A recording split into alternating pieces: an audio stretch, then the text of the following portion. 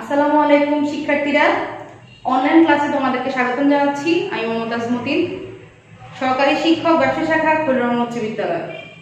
আজ আমরা নবম শ্রেণীর ব্যবসা শাখা ফিন্যান্স ও ব্যাংকিং এর তৃতীয় অধ্যায়ের অর্থের সমমূল্য সম্পর্কে জানব। আমরা যখন অর্থের সমমূল্য বের করব, অর্থাৎ এই চ্যাপ্টারে যাব, তখন আমাদেরকে প্রথমে জানতে হবে যে অর্থের সমমূল্যটা কি। আসো আমরা জেনে নেই অর্থের সমমূল্য কি।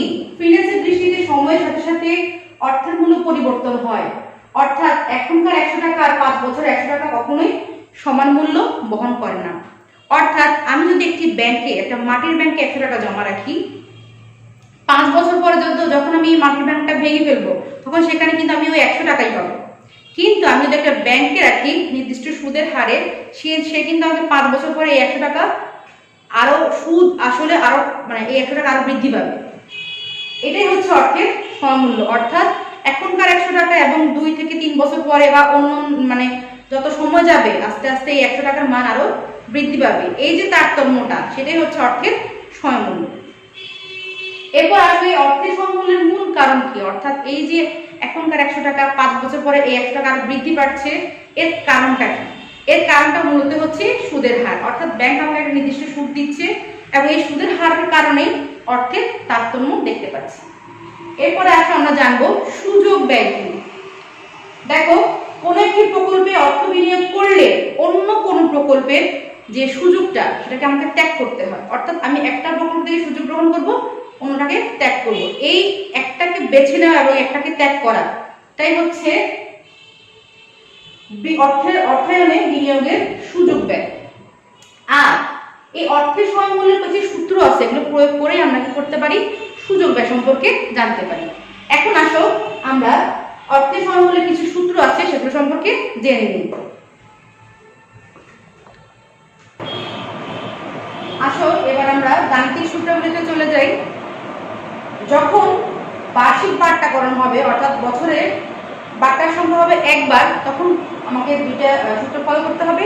আবার যখন বছরে একাধিকবার বাট্টা হবে, অর্থাৎ 6 মাস অন্তর, 2 মাস অন্তর বা 3 মাস অন্তর, তখন কি আমরা এই দুটো সূত্র প্রয়োগ করব। তাহলে আসো আমরা সূত্রগুলো বসাই। প্রথমে এখানে সূত্র আছে FD = PB × 1 + I whole to the power n। অর্থাৎ PB অর্থাৎ হচ্ছে এখানে প্রেজেন্ট ভ্যালু, ভবিষ্যৎ মূল্য। FB তে হচ্ছে ফিউচার ভ্যালু অর্থাৎ ভবিষ্যৎ মূল্য।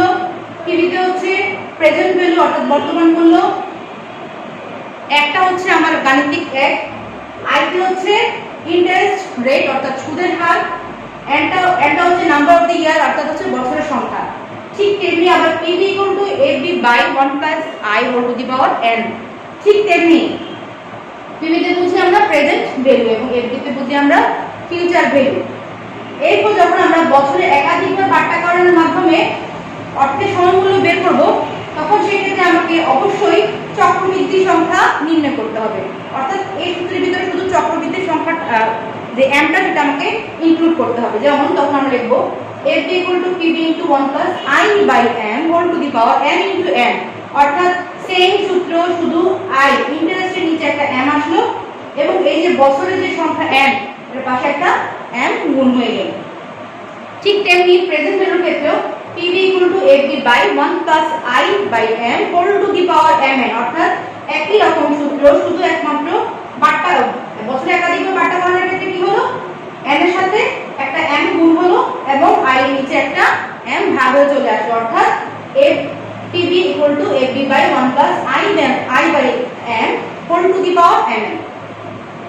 এবং এখানে আমি বললাম যে আইটা হচ্ছে ইন্টারেস্ট রেট অর্থাৎ সুদের হার, এন্ডটা হচ্ছে নাম্বার অফ দ্য ইয়ার অর্থাৎ বছরের সংখ্যা, আর এই যে আমি এমটা আনলাম সেটা হচ্ছে যে ম্যাচুরিটি পিরিয়ড অফ এ ইয়ার অর্থাৎ চক্রবৃদ্ধি সংখ্যা বা মেয়াদ পূর্তির বছরের সংখ্যা। এছাড়াও আরো কিছু সূত্র আছে, যেমন EAR এর সূত্র আছে, সিম্পল ইন্টারেস্টের সূত্র আছে। এগুলো আমরা পরবর্তী ক্লাসে জানব। আসো আমরা একটা গাণিতিক সমস্যা সমাধান করি। প্রথমত এখানে একটা প্রশ্ন দেওয়া আছে, 10% হার সুদে বর্তমানে 5000 টাকা 5 বছর পর ভবিষ্যৎ মূল্য কত হবে। অর্থাৎ আমি যদি একটা নির্দিষ্ট ব্যাংকে 5000 টাকা রাখি, 10% সুদে, অর্থাৎ 100 টাকায় আমি 10 টাকা সুদ পাবো।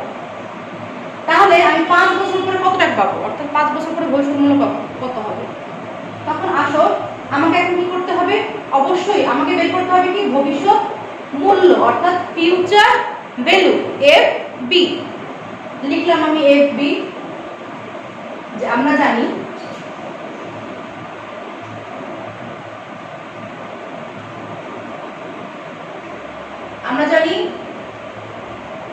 FB equal to PB into 1 plus I whole to the power n। এখানে আমাদের অঙ্কে দেওয়া আছে, অর্থাৎ যে সমস্যাটা সেখানে দেওয়া আছে PB অর্থাৎ প্রেজেন্ট ভ্যালু, বর্তমান মূল্য দেওয়া আছে কত, 5000 টাকা। সুদের হার ইন্টারেস্ট I দেওয়া আছে কত, 10%, এবং n বছরের সংখ্যা দেওয়া আছে 5। এটা হচ্ছে বছরে একবার বাট্টাকরণ, বার্ষিক বাট্টাকরণের ক্ষেত্রে। লিখলাম FB equal to PB into 1 plus I whole to the power n। এখন আমরা সেই সূত্র অনুযায়ী সংখ্যাগুলো বসাবো। PB সমান কত দেওয়া আছে, আমাদের প্রেজেন্ট ভ্যালু দেওয়া আছে 5000 টাকা। আমি এখানে 5000 টাকা বসালাম। এরপরে সূত্রের 1 I সমান কত বের করলাম, আমরা পেলাম 10% দেওয়া আছে। তো সেই ক্ষেত্রে 10% সমান কত, আমি যখন ভাগ করব তখন বের হয়ে যাবে কত, 0.10। আর আমার n দেওয়া আছে কত, 5 বছর। তাহলে আমি এখানে বসালাম PB 5000 1 ইন্টারেস্ট বসালাম, আর এখানে n এর সংখ্যা বসালাম।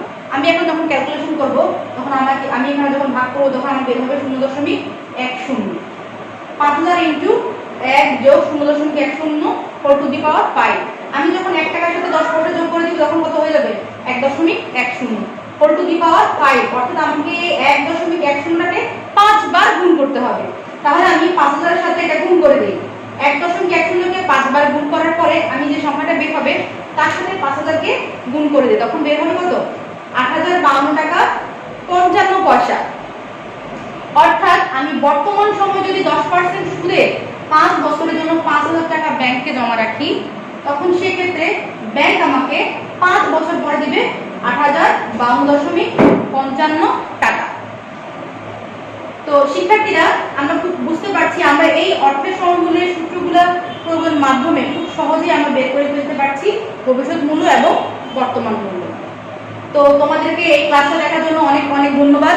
সবাইকে আগামী ক্লাস দেখার শুভেচ্ছা রইল। ধন্যবাদ সবাইকে। আসসালামু আলাইকুম।